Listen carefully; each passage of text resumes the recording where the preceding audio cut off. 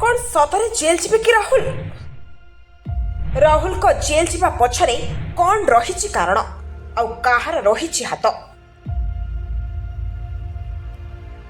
गतकाली ठारू भारतर राजनैतिक दल मानक मध्यरे आरंभ होईछि कोर्ट कचेरीर खेल। आउ ए खेलरे किए जितुछि किए हारुछि जानिबा पई समस्तंकर रहिछि नजर।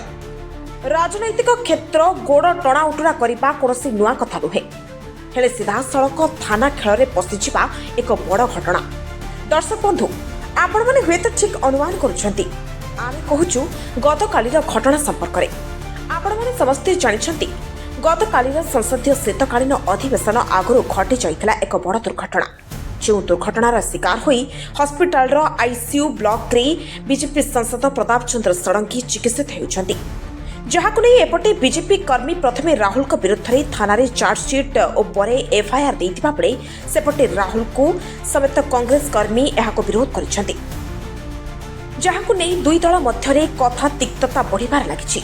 हेले ए घटना रे किए सत कहूछि आ किए मिछ ताहा तो केवल समय ही कहबो।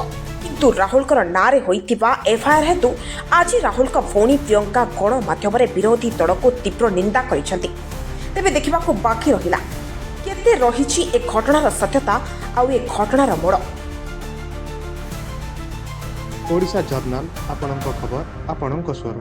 आम सह जोड़ी रहिबा पई आम चैनल को लाइक शेयर सब्सक्राइब करंतु।